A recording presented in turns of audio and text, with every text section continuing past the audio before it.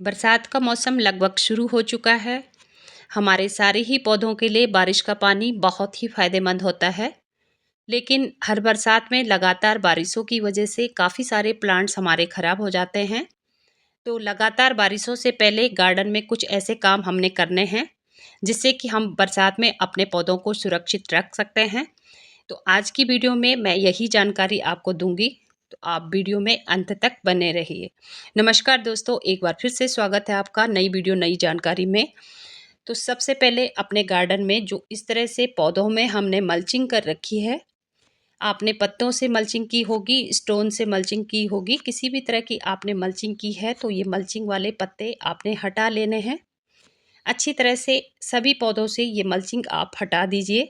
गर्मियों में धूप से बचाने के लिए और पौधे की मिट्टी में नमी बनी रहे, इसलिए हम मल्चिंग करते हैं।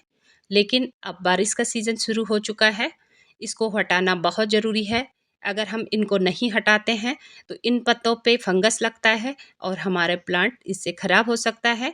इसलिए आप सारे ही पौधों से मल्चिंग को अच्छी तरह से हटा लीजिए। अब दूसरा काम हमें करना है। इस तरह से गमले में काफ़ी खरपतवार के पौधे उग जाते हैं, जिनको हटाना बहुत ही ज़रूरी है।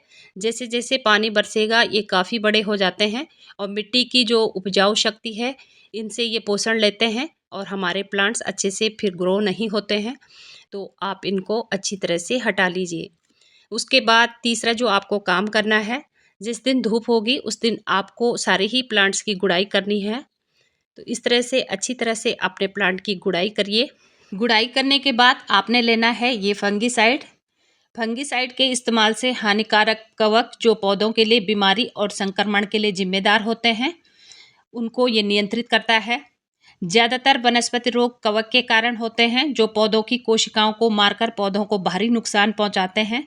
इसलिए बरसात में पौधों को फंगस से बचाने के लिए, किसी भी तरह की फंगस संबंधी बीमारियों से आप इससे अपने प्लांट्स को बचा सकते हैं। इसलिए फंगीसाइड का इस्तेमाल अपने पौधे पे ज़रूर करें।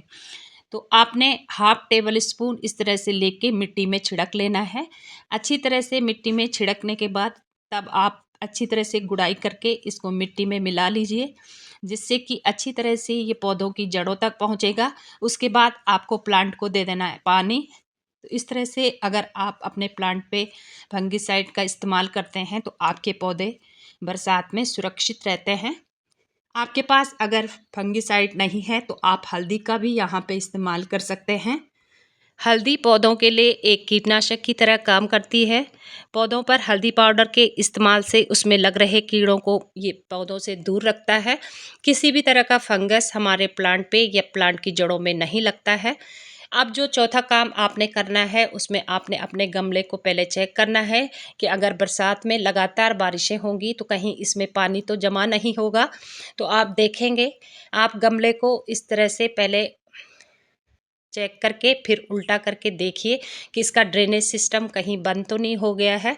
तो अच्छी तरह से आपने इसके ड्रेनेज सिस्टम को खोल देना है। प्लांट की जड़ों के कारण या किसी पत्थर फंसने की वजह से, या अगर आपने नीचे कोई नेट का कपड़ा बिछाया है तो उसकी वजह से इसमें जो ड्रेनेज सिस्टम है वो बंद हो सकता है। इसलिए आपको सारे ही पौधों को इस तरह से चेक करना है कि उनका ड्रेनेज सिस्टम अच्छे से काम कर रहा है या नहीं। अगर आप इस तरह से अपने पौधों के सारे ड्रेनेज सिस्टम जो हैं उनको इस तरह से अच्छी तरह से खोल देते हैं, तो बरसात में पानी बरसेगा तो पौधों के गमलों में पानी इकट्ठा नहीं होगा और आपके प्लांट्स सुरक्षित रहेंगे। तो आप इस तरह से ज़रूर चेक करके देखिए। अब बात आती है कि हमने अपने पौधों की जो गर्मियों में पानी देने के लिए उनकी मिट्टी कम कर दी थी, ताकि पौधों को अच्छी तरह से हम पानी दे पाएँ और थोड़ी सी जगह ऊपर की जो बची रहती है तो पानी अच्छे से हम उनको दे पाते हैं। अब बरसात में लगातार बारिशें होंगी तो पानी इकट्ठा हो जाता है गमलों में, इसलिए हम ऊपर तक मिट्टी की लेयर को इस तरह से भर देंगे ताकि गमले में बरसात का पानी इकट्ठा ना हो। अब बात आती है बरसात के पौधों के लिए मिट्टी कैसे तैयार करें। तो देखिए, मिट्टी जब हम तैयार करते हैं तो पोरस मिट्टी में अपने प्लांट को हम बरसात में लगाते हैं। जब मिट्टी पोरस होती है, वेल ड्रेन्ड होती है, तो हमारे पौधों में जो भी पानी गिरता है अच्छी तरह से ड्रेन हो जाता है और पौधों को कोई भी नुकसान नहीं पहुंचता है। इसलिए हम यहाँ पे वेल ड्रेन्ड सॉइल अपने पौधों के लिए तैयार करते हैं। तो मिट्टी पौधों के लिए किस तरह से तैयार करनी है, बरसात के सभी पौधों के लिए कौन सी मिट्टी हम तैयार करें, इसकी लॉन्ग वीडियो मेरे चैनल में है, तो प्लीज़ आप देखिए, आपको बहुत हेल्प मिलेगी। तो जो भी मिट्टी आप तैयार करते हैं उसमें रेत की मात्रा हमको मिलानी है ताकि इसका ड्रेनेज अच्छे से रहे और ओवर वाटरिंग से हमारे प्लांट्स बच सकें। तो आज की जानकारी में इतना ही। वीडियो अच्छी लगी तो लाइक करें, चैनल में पहली बार विजिट किए हैं तो प्लीज़ सब्सक्राइब ज़रूर करें। तो मिलते हैं किसी अगली जानकारी में नए टॉपिक के साथ। तब तक के लिए thank you so much. Happy gardening.